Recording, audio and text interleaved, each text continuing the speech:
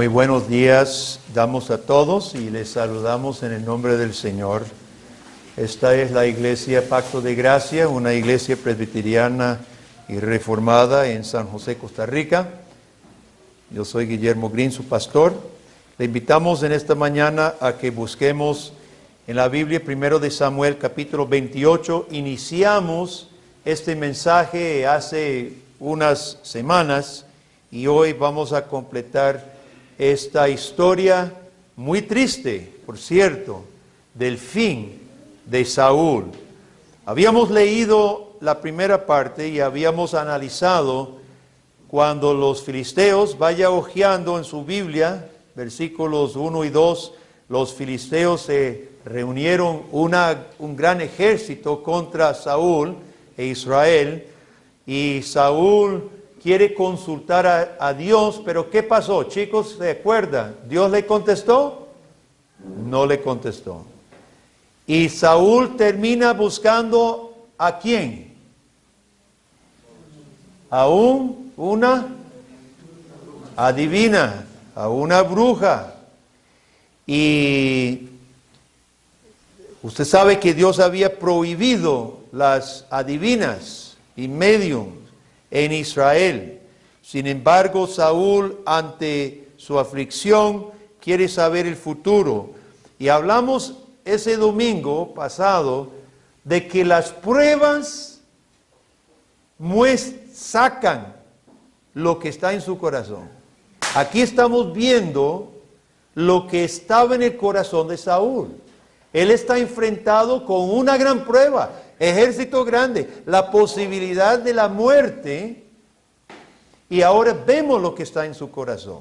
Y está hasta dispuesto a consultar con una medio. Vamos a leer del 15 en adelante. Samuel dijo a Saúl, ¿se acuerda que él había pedido hablar con Samuel? Y la bruja grita porque ve una visión, y es un viejo, y dice, Saúl, es Samuel. Entonces habla esta aparición a través de la mujer. Samuel dijo a Saúl, ¿por qué me has inquietado haciéndome venir? Y recuerda que íbamos a hablar ahora de lo que pasa aquí. Vamos a hablar alguito. Saúl respondió, estoy muy angustiado, pues los filisteos pelean contra mí. Y Dios se ha apartado de mí y no me responde más, ni por medio de profetas, ni por sueños. Por eso te he llamado para que me declares lo que tengo que hacer. Entonces Samuel dijo, ¿y para qué me preguntas a mí si Jehová se ha apartado de ti y es tu enemigo? Jehová te ha hecho como dijo por medio de mí, pues Jehová ha quitado el reino de tu mano y lo ha dado a tu compañero David. Como tú no obedeciste a la voz de Jehová, ni cumpliste el ardor de su ira contra Amalec, por eso Jehová te ha hecho esto hoy. Y Jehová entregará a Israel también contigo en manos de los filisteos. Y mañana estaréis conmigo en la tumba, porque Samuel había muerto, ¿se acuerda? Tú y tus hijos, y Jehová entregará también al ejército de Israel en manos de los filisteos. Entonces, Saúl cayó en tierra. ¿Cuán grande era? ¿Se acuerda que dice que Saúl era cabeza y hombros más alto que el resto? ¿Cuán grande era? Cayó en suelo y tuvo gran temor por las palabras de Samuel. Y estaba sin fuerzas porque en todo aquel día y aquella noche no había comido pan. Entonces la mujer vino a Saúl y viéndole turbado en gran manera, le dijo, he aquí que tu sierva ha obedecido a tu voz y he arriesgado mi vida y he oído las palabras que tú me has dicho. Te ruego pues que tú también oigas la voz de tu sierva. Pondré yo delante de ti un bocado de pan para que comas, a fin que cobres fuerza y que siga tu camino.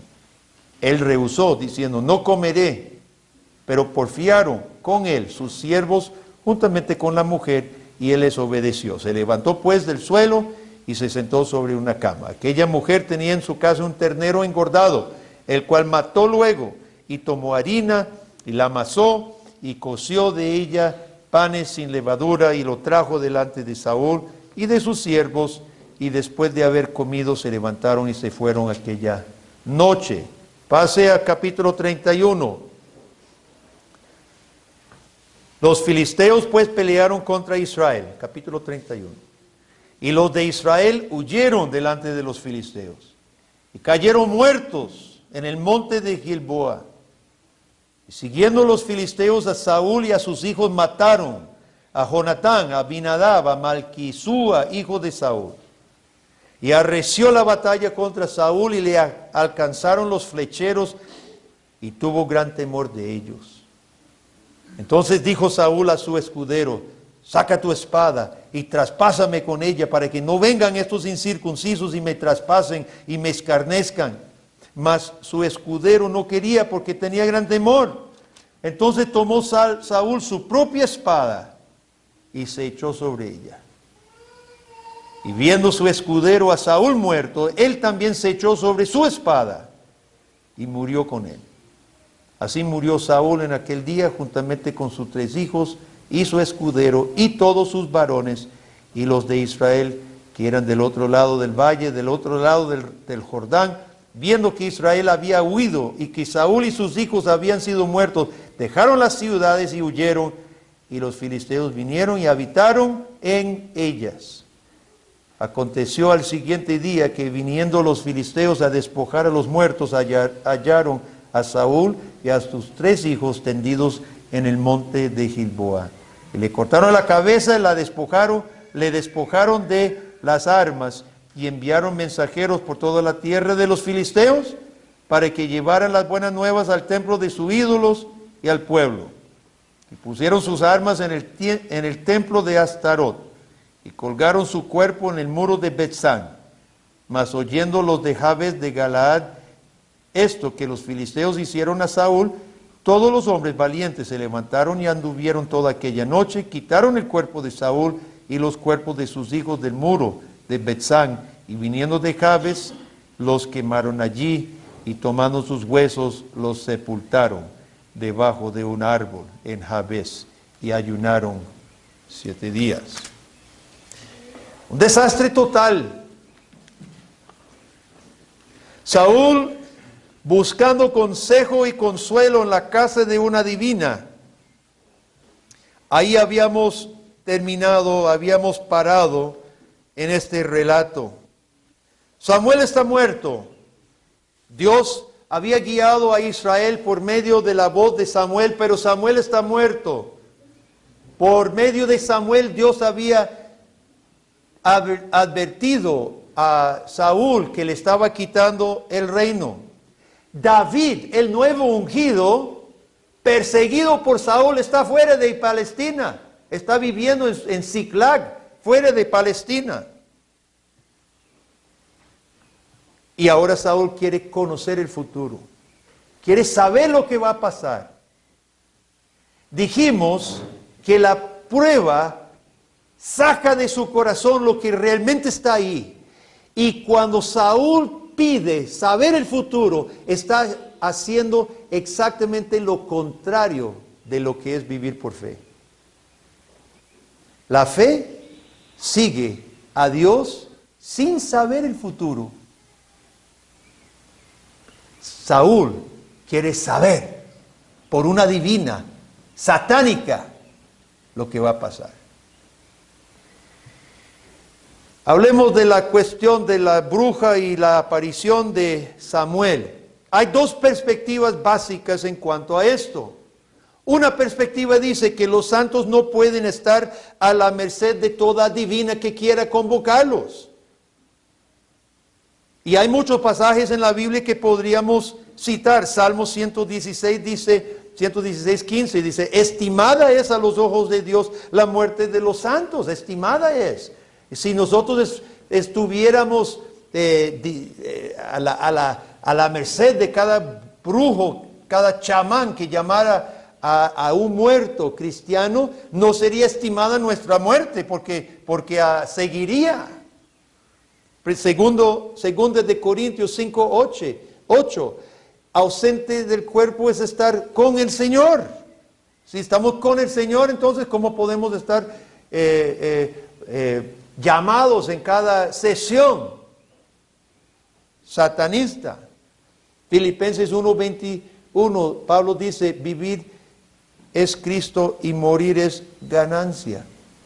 Entonces, hermanos, la Biblia en su testimonio general dice que el cristiano que muere está seguro en las manos del Señor y no estamos expuestos a que médiums y brujos nos estén llamando. Otra perspectiva dice, esta vez Dios permitió un milagro, fuera Samuel o fuera la visión de Dios, Dios permite que en boca de Samuel, que le hable a Saúl como condenación y permite que esta visión termine de condenar a Saúl en ese momento. Apela esta interpretación a que todo lo que Samuel dice es cierto. Toda la visión que la bruja le comunica a Saúl es cierto y sucede. ¿Cuál de las dos interpretaciones es la mejor? No lo sé. No lo sé. Podría haber cosas ciertas en las dos. Sabemos que los cristianos muertos en el Señor no estamos expuestos a que nos estén llamando a sesiones de brujerías. En este caso, no sabemos exactamente lo que pasó. Lo que sí se sabe es que este Samuel le dice todo lo que Dios ya le había dicho, lo condena, lo reprende y predice lo que va a pasar, cosa que sucedió. Entonces, hermanos, yo no tengo la respuesta final. Es un poco complicado toda la situación, ¿verdad? Ahora, lo que sí sucede, versículos 16 al 18, que en esta visión Samuel dice, ¿por qué me preguntas a mí si Jehová se ha apartado de ti? Y es tú, ¿qué dice? Tu enemigo, tu enemigo. Vea qué cosa más triste, hermano. Y remata diciendo, como tú no obedeciste a la voz de Jehová, ni cumpliste, por eso Jehová te ha hecho esto hoy. Esta visión de Samuel en versículo 19 predice su derrota. Jehová entregará también al ejército de Israel en manos de los filisteos, dice, y ustedes todos van a morir. ¿Cuál es la reacción de Saúl? Se desmaya. Se desmaya. Pero no está arrepentido. Como dijimos, hermanos, ahora Saúl está confrontado con su propia muerte. Ahora sí quería saber el futuro, pues lo va a saber. Muere mañana. Pero no está arrepentido. Los juicios terribles de Dios, hermanos, aún sabiéndolos, ¿sabe qué? No producen arrepentimiento en el corazón que se ha revelado contra Dios. Usted sabe que en Apocalipsis dice que Dios derrama las copas de ira sobre la tierra y dice que lejos de arrepentirse los hombres más bien blasfemaron contra el cielo. Hermanos, oiga usted y temblemos. Saúl fue endureciendo su corazón poco a poco y llegó al momento igual que Faraón, tan endurecido que ninguna señal convierte ese corazón duro. Faraón, ¿qué más podía hacer Dios, hermano? Hasta matar su propio primogénito, y aún así después de eso persiguió a Israel. El corazón que se ha ido endureciendo, nada lo suaviza y lo convierte. ¿Recuerda la parábola del rico y Lázaro? Mándeme una gotita de agua. No se puede, hay un abismo entre el cielo y el infierno. Bueno, entonces mande a Lázaro por favor de la muerte, porque mis hermanos no conocen y están mal, pero si ven a alguien de la muerte levantarse y les predica, van a creer. Tampoco, dice Abraham. Tienen a Moisés y tienen las Escrituras. Y si no creen las Escrituras, ni uno resucitado de la muerte le van a creer. A Cristo no le creyeron.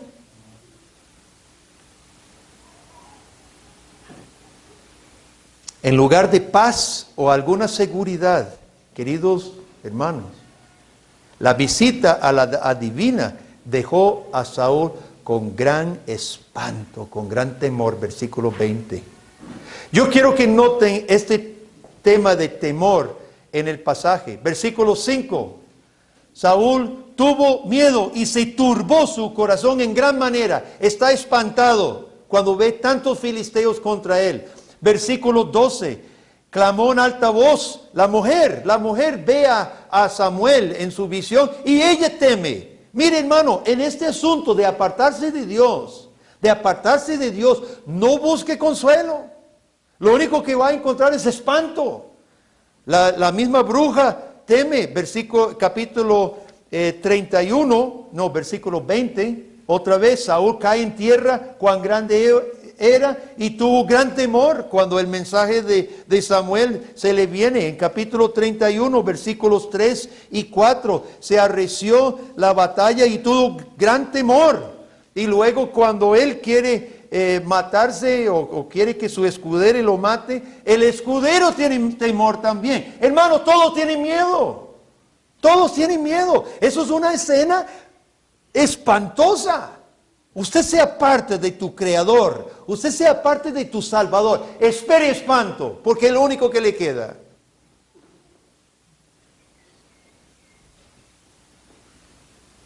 El temor de Jehová que antes atemorizaba a los enemigos de Israel, ahora cae sobre Saúl mismo. Ahora veremos el descenso al infierno consumado. En el suicidio de Saúl vemos un absoluto abandono de todos en su derredor. Saúl no tiene a nadie a quien recurrir. Sin consuelo, Saúl muere solo en dolor y desgracia. No muere peleando por su pueblo. No lo mata un filisteo porque Saúl estaba a la cabeza de su ejército, no. Menos Saúl muere defendiendo la gloria de Dios como David cuando peleó contra Goliat. Tú vienes contra mí con lanza y jabalina, dice, pero yo vengo contra ti en el nombre de Dios de los ejércitos a quien tú has blasfemado. David enfrenta a Goliat defendiendo la gloria de Dios. Saúl no muere defendiendo la gloria de Dios, siendo el rey teocrático. No muere defendiendo la gloria de Dios. No muere con honor. Es honroso morir por la causa de Dios y de tu pueblo. Eso es honroso morir. No muere con honor. Saúl muere por autolástima. Atemorizado de la muerte y atemorizado de la vida. Y su suicidio, cual Judas, caracteriza a un ser humano que sabe que lo único que le espera es una eternidad oscura, horrorosa y eterno juicio. Piense conmigo en el descenso de Saúl hasta este punto. ¿Cómo fue posible que llegara tan lejos de Dios? Usted recuerda que Saúl siempre fue religioso hasta ahora. Él quería consultar a Dios en el campo de batalla. Saúl siempre fue religioso. Muchos religiosos irán al infierno. Saúl aún mostró en ciertas ocasiones un tipo de arrepentimiento. He pecado, dijo, he pecado. Ora por mí. Pero Saúl nunca dio fruto de arrepentimiento. Era solo de aquí para afuera. Nunca dio fruto de arrepentimiento. El paso más definitivo en su descenso al infierno, ¿cuál fue? ¿Qué es lo que le saca en cara Samuel aquí, hermanos? ¿Sabe? No fue un pecado que nosotros diríamos, sí, eso es terrible, no fue adulterio, no fue homicidio, no fue una de estos grandes pecados que nosotros diríamos. ¿Sabe qué fue? Un pecado de omisión. No mató a Agag, el rey de los amalecitas. Eso fue lo que Samuel aquí en la visión le saca en cara. Y eso fue cuando Samuel le dijo, Dios te ha quitado el reino. Un pecado de omisión. Claro, ese pecado fue grave porque cuando Dios lo encargó, la copa de maldad se había llenado de los amalecitas. Y quería que Saúl, como el rey teocrático, representara a Dios y su gloria. Representara la justicia de Dios y que matara todo ese pueblo en juicio divino. Y Saúl toma sobre sí hacer juicio. Sí, no, perdono y mato. Por eso fue grave, pero fue un pecado de omisión, no de comisión. Y lo triste de todo esto, ¿sabe cuál es, hermanos? Cuando Saúl se hunde en su pecado, se lleva a su pueblo consigo. Y ya usted lo leyó, cuando huyeron todos, los filisteos vinieron y habitaron sus ciudades. Ve las consecuencias para los que nos siguen. ¿Qué podemos decir de esta historia? En primer lugar, en Saúl vemos al ser humano, aparte de la regeneración del Espíritu Santo. Lo vemos en sentido común. En Saúl vemos la condición de todo ser humano aparte de Dios y aparte de la regeneración del Espíritu de Dios. En Saúl nos vemos a usted y a mí. Así somos por naturaleza, hermano. El pueblo quería un rey como las naciones. Este pueblo era pueblo de Dios que debía tener un rey teocrático, un rey no como las naciones. Pidieron un rey como las naciones y lo tuvieron. Un rey exactamente como el rey y los líderes de las demás naciones. Un rey sin Dios. Ahora, nada más como un paréntesis, no es el punto principal, hermano. Pero los pueblos hoy seguimos pidiendo presidentes como los demás países. Pedimos presidente, un mejor presidente. Pero no pedimos que sea un presidente según el corazón de Dios muchas veces. Pedimos que sea un presidente conocedor de economía, conocedor de política, con experiencia y que mejore la condición económica del país. Pero no pedimos que sea un presidente piadoso primero. Israel tuvo un rey como las naciones, un rey sin Dios. Recuerde que Saúl había tenido muchas ventajas humanas. Era grande, era alto, era hermoso, tenía fuerza, era humilde al principio, se escondió, no quería ser rey. ¿Se acuerda? Se escondió en el bagaje, en la carreta. Era religioso toda su vida, siempre estaba buscando las cosas religiosas. Pero ninguna de estas cualidades humanas bastan para que nosotros agrademos a Dios. Saúl quiso luchar en su propia fuerza, en su propia sabiduría, y hemos visto las tristes consecuencias. El próximo domingo, usted notó que hay 2 capítulos en medio, capítulos 29 y 30. El libro de Samuel inserta entre esta situación de la bruja y su muerte, inserta lo que está pasando con David. Y Dios primero, si Dios nos da vida, vamos a hablar de eso, de lo que Dios está haciendo en medio de apostasía, en medio de dureza, en medio de derrota, lo que Dios está haciendo con David. Es fenomenal esta historia y en la pura gracia y misericordia de Dios con un pueblo duro y un rey desastre. Próximo domingo, Dios primero, vamos a analizar David. Pero a la luz de esta historia de Saúl, hermanos, Yo creo que la palabra de Dios nos hace un llamado muy fuerte a que nos examinemos a nosotros. Y toda persona escuchando este mensaje, quizás a través del internet, necesita escuchar la palabra de Dios cuidadosamente. Es mi corazón endurecido. Yo puedo estar todos los domingos y todos los días en la iglesia. Esa no fue la pregunta. Saúl fue muy religioso. La pregunta es, ¿cómo está su corazón? ¿Cómo está su corazón? ¿Siente que usted ha permitido que su corazón se ha ido endureciendo? ¡Peligra! Una religiosidad. ¿Cuál es? ¿Cuál es la religiosidad que yo busco? Simplemente una religiosidad que me dé alguna ventaja personal. Esa era la religiosidad de Saúl. Le dijo a Samuel, bueno, está bien, quitándole el reino no más, dice, no, está bien, pero hónreme delante de los ancianos y delante del pueblo. Una religiosidad nada más de ventaja personal. ¿Cuál es la religiosidad nuestra? A que seamos aceptados por un pueblo, por un público, o sentir paz. Muchos van a la iglesia porque me siento tan bien, los cantos me llenan, me gustan los chistes que cuentan. Bueno, aquí no contamos chistes, así que no, yo sé que no por eso vienen. Yo soy malo para los chistes. Pero me siento bien, muchos dicen, me siento bien en la iglesia. Hermano, esa no es la religiosidad que salva el alma.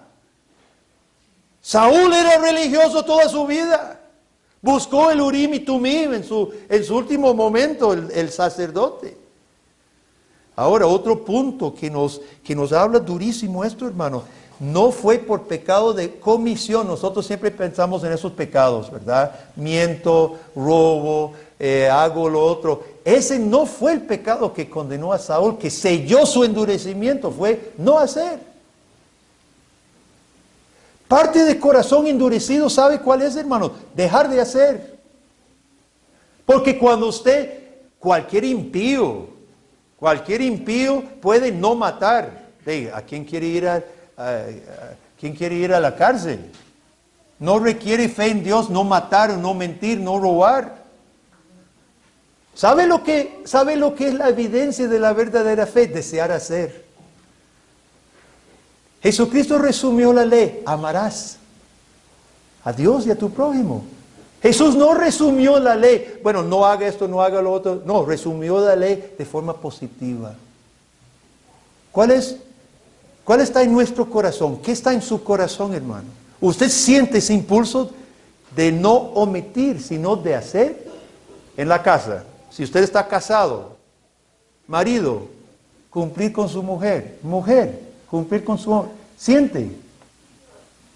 Padres con hijos, hijos con padres, ¿sienten el hacer? En el trabajo, ¿qué dice la palabra de nuestra forma de trabajar? Dice mucho. Nuestra forma de trabajar, cumplir honestamente. En la iglesia, ¿qué sentimos, hermanos? Simplemente no cometer un delito. Bueno, no debo quedarme en casa. O sentimos, hermanos, ofrecernos, amar a Dios y amar a nuestros hermanos. Saúl, su endurecimiento se selló por un pecado de omisión. Simplemente perdonó la vida de Agag. Y yo sé que nosotros ni lo vemos tan serio. ¿Cómo es posible que perdonando la vida fuera al infierno? Y así fue. Así fue. Hablemos del arrepentimiento sin dar fruto del arrepentimiento. ¿Qué es el arrepentimiento, hermanos? El arrepentimiento no es palabras. Muchos en la Biblia expresaron palabras de lo que pareciera ser arrepentimiento y no lo fue. Y somos exhortados por la Biblia de dar frutos del arrepentimiento. Lo que espera, una vez más lo decimos, lo que espera el corazón alejado de Dios es temor. Temor. Olvídese de todas esas ideas de que el infierno va a ser una fiesta y que mis amigos son los que van a estar allá, y así que prefiero estar en el infierno. Así no va a ser. El infierno va a ser lugar de gran espanto. Yo no sé si usted se ha asustado en la vida, pero realmente por algo que a usted lo paralizó, tal vez te paró el corazón o te hizo como Saúl caer desmayado. No sé si usted ha experimentado ese nivel de temor en algún momento, pero si usted ha sentido un poco de miedo y temor, multiplíquelo infinitamente. Y después por toda la eternidad. Y usted tiene el infierno. Gracias a nuestro gran Dios y Salvador que no dejó a la humanidad en espanto y temor, hermanos. Mandó a David. Mandó a David. Otro. No un rey como las naciones. Un rey según el corazón de Dios.